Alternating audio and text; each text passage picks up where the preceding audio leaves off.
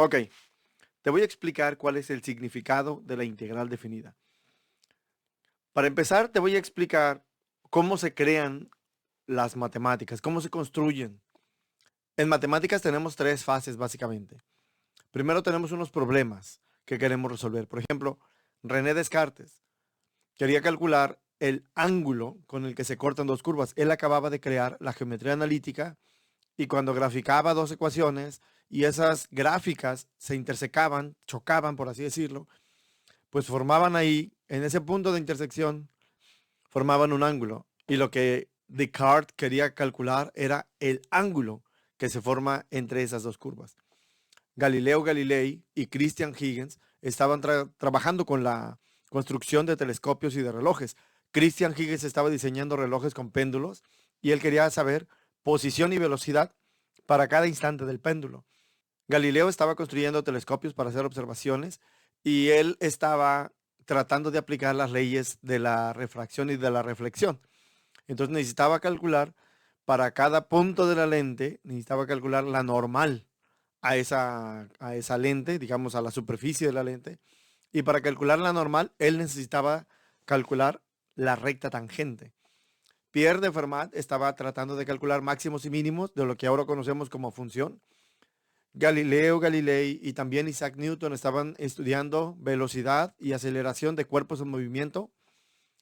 Johannes Kepler y también Isaac Newton estaban estudiando astronomía, el movimiento de los planetas alrededor del Sol, y también Newton estaba trabajando con la ley de gravitación. Bueno, todos estos problemas, algunos de los cuales no parecen tener relación con los demás, cuando los traduces al lenguaje matemático, lo que obtienes es básicamente el mismo problema. Tienes una función, y igual a f de x, y en cada punto de la gráfica de esa función queremos conocer la pendiente de la curva, la tangente a la gráfica o la normal. Básicamente cualquiera de esos problemas que están arriba, cuando lo convertimos a un lenguaje matemático, obtenemos el mismo problema. Y la solución que nos ayuda a resolver ese problema es la idea que se crea a propósito con la intención de resolver esos problemas. Y en este caso es la derivada. Entonces, la matemática consiste en una actividad que se trata de resolver problemas.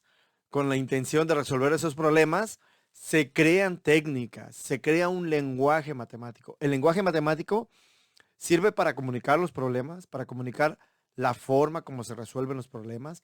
También sirve para validar las soluciones, para generalizarla a otros contextos, a otros problemas.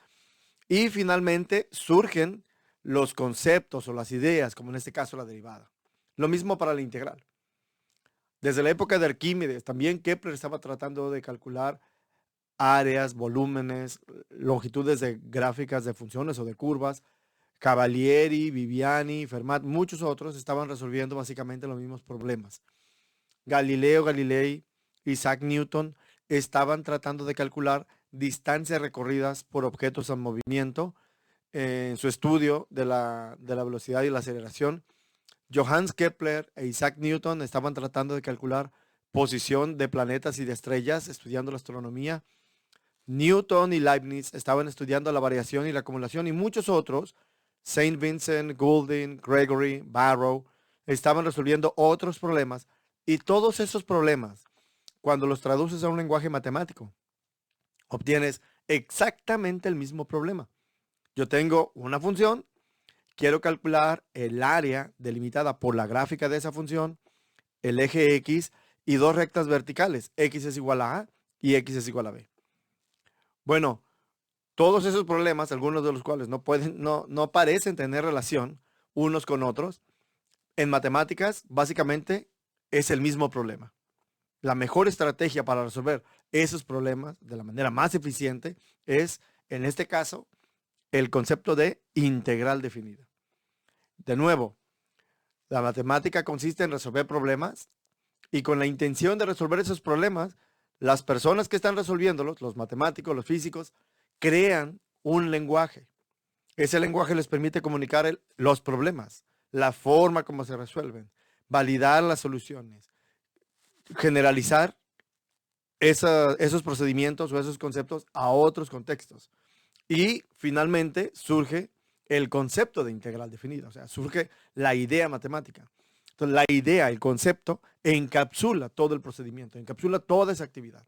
Entonces, la intención que tiene este video es darte la idea de que las matemáticas se crean. No, hay una parte que se crea de las matemáticas y hay una parte que se descubre. Cuando defines un objeto matemático y por la forma como se define, dado que está relacionado con otros objetos, hay algunas relaciones que quedan ahí que no son evidentes y que uno tiene que encontrar a través de la investigación en matemáticas. Esa parte se descubre.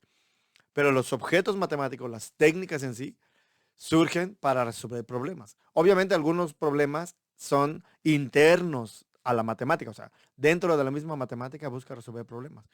Pero la matemática se crea, es una creación humana que se supone que nos ayuda a resolver problemas. Entonces, con esta idea de que las matemáticas se crean, vamos a ver cuál es el significado de la integral. En este video voy a basarme en el artículo que se titula Antecedentes y surgimiento de la integral acorde a Leibniz, publicado en el año 2012. Los autores son Soto y Alanís. Y vamos a ver cómo de ese artículo vamos a enfocarnos nada más en el problema del cálculo del área del círculo. Entonces, los primeros intentos por calcular el área del círculo, digamos de manera formal por así decirlo, lo hicieron los babilonios. Entonces, el intento o la estrategia que ellos usaron fue dibujar el círculo y al círculo dibujarle un cuadrado inscrito, el que está ahí adentro, y también dibujar un cuadrado circunscrito, el que está por afuera, cuyos lados son tangentes al círculo. Y lo que ellos dijeron, bueno, para calcular el área del círculo, dado que no tenemos una fórmula, pero ya sabemos cómo calcular el área del cuadrado, vamos a sacar el promedio de las áreas de los dos cuadrados. El cuadrado que está por afuera, el circunscrito, la longitud de ese lado, del lado de ese cuadrado, es 2R. Y su área sería 2R por 2R, o sea, 2R al cuadrado. El área del cuadrado inscrito, el cuadrado cuyos vértices están sobre la circunferencia, esa área es la mitad del área del cuadrado circunscrito, el que está por afuera. Si te fijas, este triángulo que está aquí también se repite acá. Este triángulo que está aquí se repite acá afuera. Este triángulo que está aquí se repite acá. Y también el último, este que está aquí, se repite acá. Entonces, el cuadrado circunscrito, el grande, el que está por afuera, tiene un área que es el doble del área del cuadrado inscrito, el que está por dentro del círculo. Entonces, para calcular el promedio de las áreas es el cuadrado del lado, ese es el área del primer cuadrado, y el cuadrado el área del cuadrado inscrito vendría siendo la mitad del área del cuadrado circunscrito, y le saco el promedio, por eso divido entre 2. Entonces, cuando elevo al cuadrado 2R, eso me da 4R cuadrada. La mitad de 4R cuadrada es 2R cuadrada. Y la suma de estas dos cantidades me da 6R cuadrada. La mitad me da 3R cuadrada. Esa es la primera aproximación que hicieron los babilonios. Digamos que el valor de pi lo aproximaron con 3. No pusieron 3.1415, 9, bla, bla, bla, etcétera, sino pusieron 3 para aproximar el valor de pi. Eso es lo más que ellos pudieron hacer. Después vinieron los egipcios. Los egipcios lo que hicieron fue dibujar primero, al círculo dibujarle un cuadrado circunscrito, o sea, un cuadrado cuyos lados sean tangentes al círculo, a la circunferencia, y dividieron cada uno de los lados del cuadrado en 3 partes del mismo tamaño. Así obtuvieron esta cuadrícula. A los cuadrados de las esquinas los dividieron por la mitad en 2 triángulos y borraron las esquinas así como se muestra en la figura. Y dijeron, el área de este octágono es aproximadamente igual al área del círculo. Entonces, del área del cuadrado circunscrito, no agarraron los 9 novenos. Solo agarraron 7 porque eliminaron 4 triángulos. 2 triángulos forman un noveno de todo el área del cuadrado. Y como quitaron 4, pues son 2 novenos que eliminaron de los 9. Significa que se quedaron con 7 novenos del área del cuadrado y dijeron que esa era el área del círculo, el valor aproximado obviamente. Entonces lo que ellos calcularon es 7/9, el lado del cuadrado mide 2R y ese número al cuadrado. Y si realizas las operaciones te va a quedar 3.1111 ad infinitum por R cuadrada. Ese es el intento que hicieron los egipcios. Mejoraron un poco más la aproximación que tenían los babilonios. Pasó mucho tiempo hasta que a Antifón se le ocurrió la siguiente idea. Antifón dibujó polígonos inscritos para ir calculando el área de cada uno de esos polígonos. Iba duplicando el número de lados e iba calculando el área de cada polígono, y él sabía que mientras el polígono tuviera más lados, pues el área del polígono iba a hacer una mejor aproximación para el valor exacto del área del círculo. Más adelante, Arquímedes, uno de los más grandes matemáticos de la historia de la humanidad, usó la misma idea de Antifón, con la diferencia de que no solo consideró polígonos inscritos, Arquímedes también consideró polígonos circunscritos, o sea, polígonos por dentro, con vértices en la circunferencia, pero también consideró polígonos por fuera, cuyos lados fueran tangentes a la circunferencia. Y al aumentar el número de lados, Arquímedes fue capaz de aproximar el valor del área del círculo por arriba y por debajo, o sea, con exceso y con defecto. Le faltaba un poquito y también le sobraba un poquito. Y la aproximación a la que llegó Arquímedes fue decir que el área del círculo, si el valor exacto del área es A, entonces 245/78 del cuadrado del radio es menor que esa área. Y a su vez el área es menor que 22 séptimos del cuadrado del radio. Eso es a lo más que llegó Arquímedes en su época. Bueno, el acercamiento de Kepler es como sigue. Básicamente él ya tiene un prototipo de la integral definida. Y esa es la idea con la que quiero que te quedes en este video de lo que es la integral. ¿En qué consiste el acercamiento de Kepler? Kepler se imaginó al círculo como si fuera un polígono regular de una cantidad infinitamente grande de lados. Y para cada vértice trazó un radio. Y así formó una cantidad infinita de triángulos. Todos los triángulos tienen un vértice común en el centro del círculo. Y dijo, si quiero calcular el área del círculo, pues con que calcule las áreas de todos los triángulos y sume todas esas áreas, voy a obtener el valor exacto del área del círculo. Entonces denotó como A1 el área del primer triángulo, A2 el área del segundo triángulo, y así sucesivamente. I sería el área de un triángulo genérico que represente a todos los triángulos, y aquí este último sería A(n), si tuviera n triángulos. S1 sería la longitud de este pedacito de arco, S2 sería la longitud de este pedacito de arco, y así en general SI sería la longitud de este pedacito de arco, y hasta el último sería S(n). Entonces el área total del círculo sería la suma de las áreas de todos los triángulos en los cuales yo dividí el círculo. Y ya sé cómo calcular el área de un triángulo. Es un medio de la base siendo SI por la altura. Y la altura era R, o se considera que es R, porque si el polígono tiene una cantidad infinitamente grande de lados, significa que este arquito, SI, es infinitamente pequeño. Es decir, un vértice de ese triángulo y el otro, que forma parte del arquito, por así decirlo, esos dos están uno al lado del otro. Si agarro el punto medio y lo llevo hasta el centro del círculo, la longitud que tendría ese segmento sería el radio. Y aplicando la idea de que este de aquí es un segmento de recta, para que sea un polígono, pues entonces el área del triángulo iba a ser un medio de la base por la altura. Y la altura ya dijimos que era R. Entonces, como un medio de R es constante, puedo factorizarlo de todos los términos de la suma, y lo que me queda es un medio de R multiplicando la suma de todas las bases, o sea, el perímetro del polígono. Pero el perímetro del polígono viene siendo la circunferencia, porque la circunferencia sería sumar las longitudes de todos los pedacitos que están ahí como bases de los triángulos.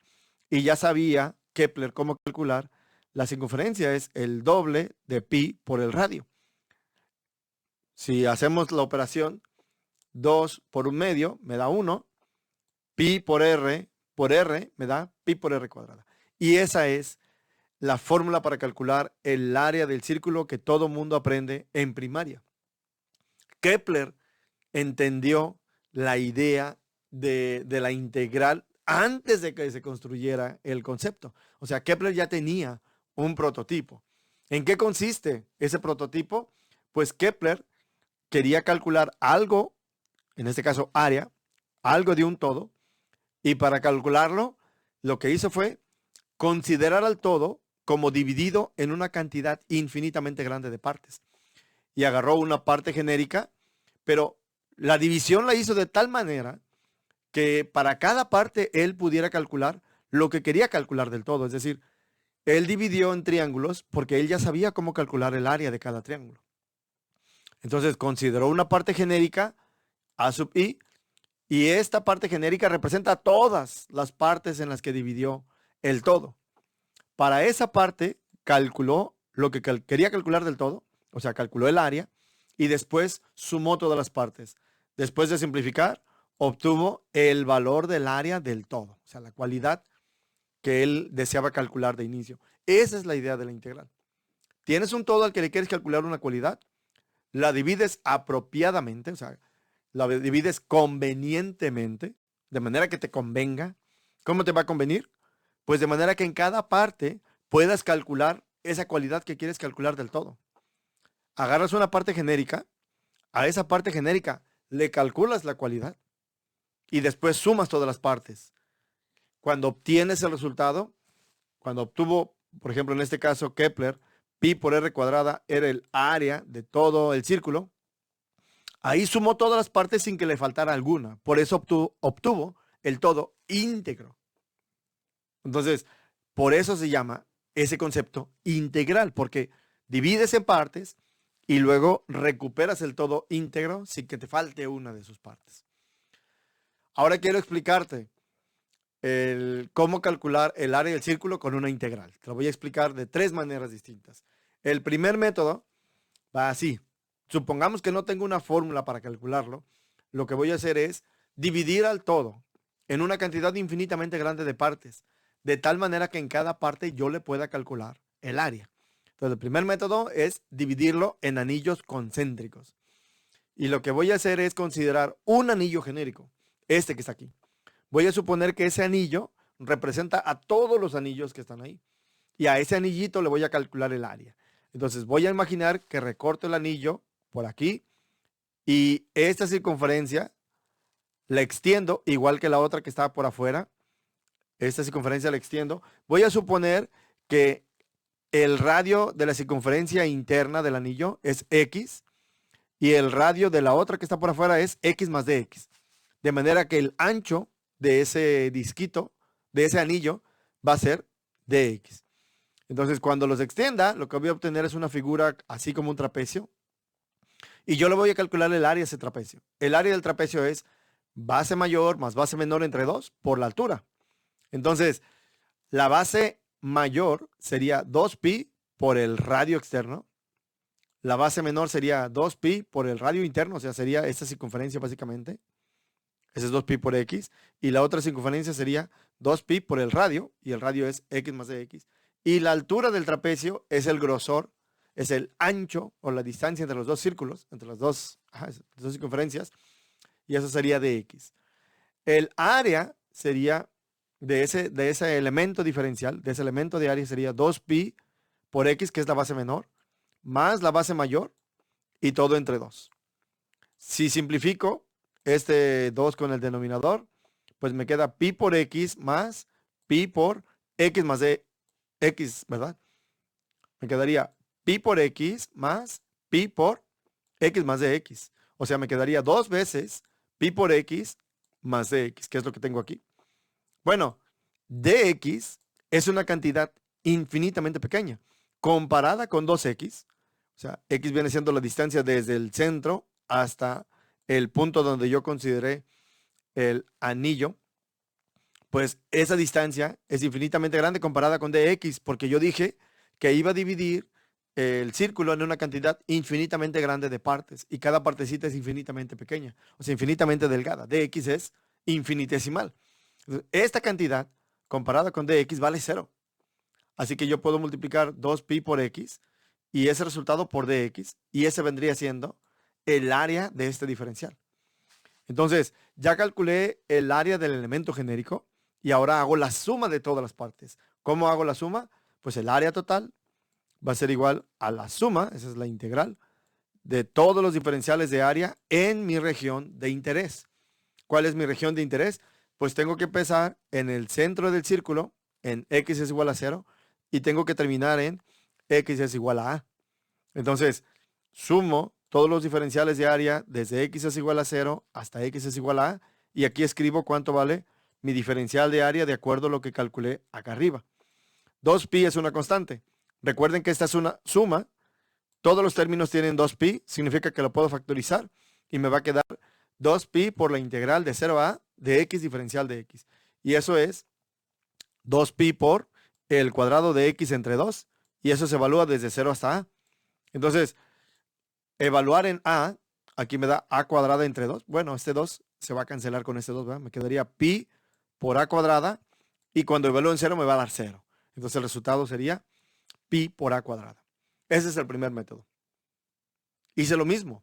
O sea, quería calcular una cualidad del todo, en este caso es área. Para eso dividí el todo convenientemente, o sea, de manera que me convenga. ¿Por qué me conviene? Porque yo sé cómo calcular el área de un anillo. Una vez que ya tengo el área de ese anillo, agarro un elemento genérico, considero que todos tienen esta área dependiendo de x. Si yo considero el anillito aquí al principio, el área va a cambiar. Si considero el anillo más adelante, el área va a cambiar, etcétera. Y si lo considero hasta acá, hasta el final, el área va a cambiar. Todas el área de cada uno de los anillitos que yo puse ahí está representada en esta fórmula. dA es igual a 2pi por x por dx. Entonces, de manera sistemática yo puedo calcular la suma de todos porque ya tengo una fórmula que me va a decir cuál es el área de cada uno de los anillitos conforme yo vaya agregando términos en la suma desde x es igual a 0 hasta x es igual a a. Y cuando hago la suma, lo que obtengo es el valor del área de todo el círculo, que es la suma de todas las partes. Entonces, la integral es la suma de una cantidad infinita de diferenciales. Este que está aquí, esta expresión que está aquí, viene siendo el diferencial de área. O sea, el área del elemento genérico que yo consideré para calcular el área de cada anillito. Segundo método. Ahora voy a considerar el círculo no dividido en anillos como en el caso pasado, sino más bien lo voy a considerar como dividido en sectores angulares. Voy a considerar sectores circulares, mejor dicho. Entonces, divido angularmente, digamos que dibujo una cantidad infinitamente grande de radios y voy a tomar un elemento genérico. Digamos que este es mi elemento genérico. Ese triángulo de color azul que está ahí representa a todos los elementos. Son sectores circulares realmente, pero yo estoy diciendo que es triángulo porque como este pedacito de circunferencia, este arco que está aquí, cuya longitud es ds, es infinitamente pequeño, yo estoy utilizando la idea de Leibniz. Leibniz postuló dos cosas. Primero, que si a un número real le sumas una cantidad infinitamente pequeña, el resultado es el número real. Eso lo utilicé acá, cuando dije que 2x más dx es lo mismo que 2x. Ahí estoy aplicando el primer postulado de Leibniz. Y el segundo postulado dice que si yo considero una curva, un pedazo infinitamente pequeño de esa curva se comporta como si fuera un segmento de recta. Ese segundo postulado es el que yo estoy aplicando aquí. Como este pedacito de arco es infinitamente pequeño, yo estoy suponiendo que es un segmento de recta. Así que este ds va a ser un segmento de recta. O sea, este sector circular se convierte en un triángulo por eso. Y yo ya sé cómo calcular el área de un triángulo. Sería 1/2 de la base por la altura. Entonces, primero voy a calcular la longitud de la base de este triángulo. Ya sé que es el área por el ángulo. voy a suponer que el ángulo que se forma aquí entre estos dos radios consecutivos es este ángulo denotado por diferencial de teta. Y la longitud de ese pedacito de arco es el lado de esa base del triángulo isósceles, va a ser infinitamente pequeña también. Entonces, para calcular el área del elemento genérico, ¿cómo calculo el área? Es 1/2 de la base es ds, por la altura. Y la altura sería agarrar el punto medio de la base del triángulo isósceles y desde ese punto medio llevar un segmento hasta el centro del círculo y me va a dar exactamente el radio. Entonces, ya teniendo el diferencial de área, el área total, bueno, ¿quién es ds? Pues ds ya dije que es a por diferencial de teta, multiplicando por esta a, el resultado final lo que me queda es 1/2 de a cuadrada por diferencial de teta. Y el área total es la suma de todos los diferenciales de área en mi región de interés. En este caso voy aumentando angularmente, así que voy a ir desde 0 hasta 2pi. ¿Por qué voy a agarrar desde 0 hasta 2pi? Porque esta fórmula para calcular la longitud del arco solamente funciona, solamente es válida si el ángulo está medido en radianes. De otra manera, pues estaría mal la fórmula. Necesitaría un factor de conversión para que funcionara si estuviera en grados hexagesimales, por ejemplo.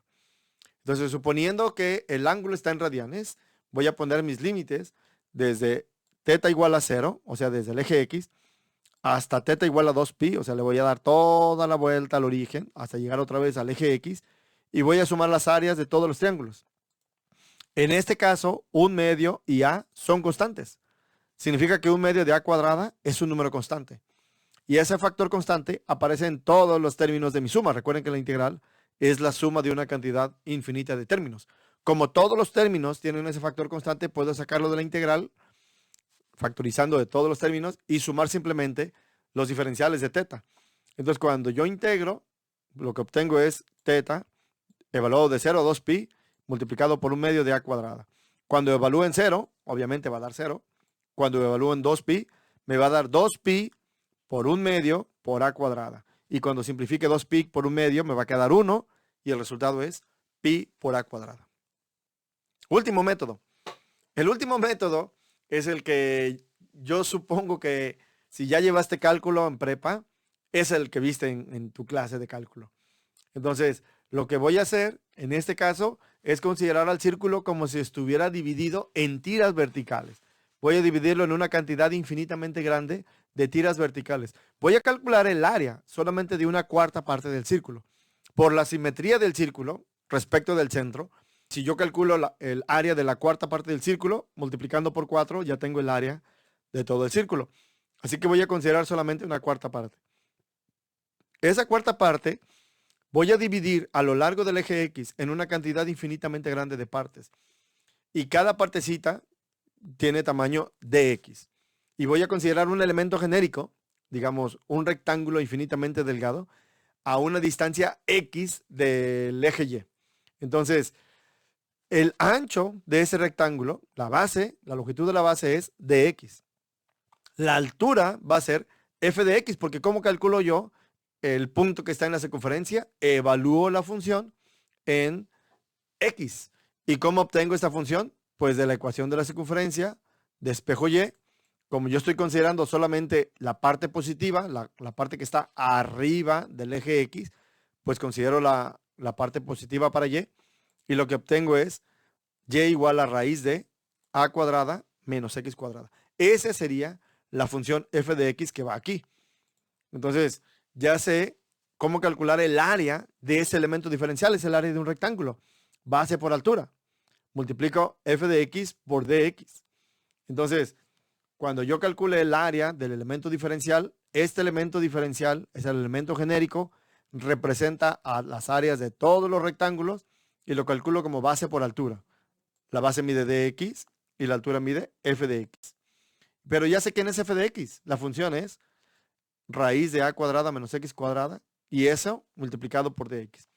Entonces el área total sería 4 veces el área de esa parte que yo estoy considerando.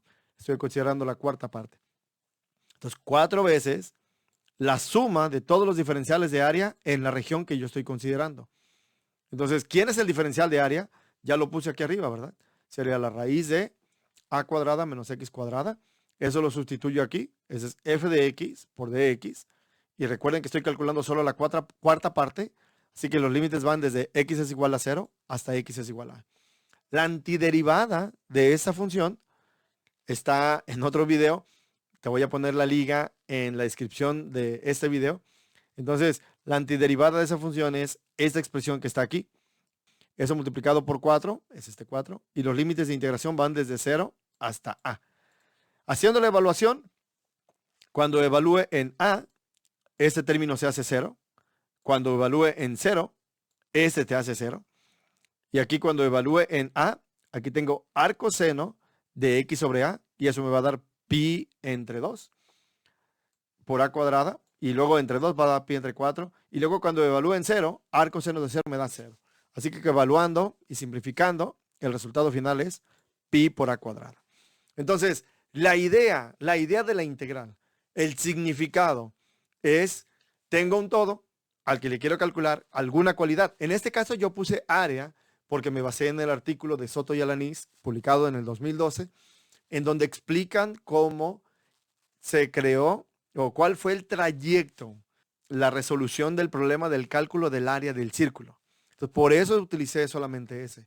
Pero realmente, si el maestro de prepa te dijo que la integral es un área, eso no es exactamente correcto. La interpretación geométrica de la integral definida se puede entender como un área. Pero la integral no es solamente área. La integral puede ser longitud de arco, puede ser un volumen, puede ser área superficial, puede ser fuerza hidrostática, puede ser masa, puede ser un momento de inercia, o sea, hay muchísimas cosas en donde puedes aplicar la integral. Entonces, la integral, la idea en sí, el significado que quiero que te lleves de este video es que la integral es la suma de una cantidad infinita de diferenciales. ¿En qué consiste el método? Pues la estrategia es, tengo un todo al que le quiero calcular una cualidad, divido apropiadamente, divido convenientemente, o sea, que de manera que me convenga. ¿Qué significa convenientemente? Pues de tal manera que en cada parte yo le pueda calcular esa cualidad que quiero calcular del todo. Agarro un elemento genérico, a ese elemento genérico le calculo la cualidad y después sumo para todas las partes y al obtener el resultado de la suma, ese es el valor de la cualidad del todo íntegro. Por eso se llama integral.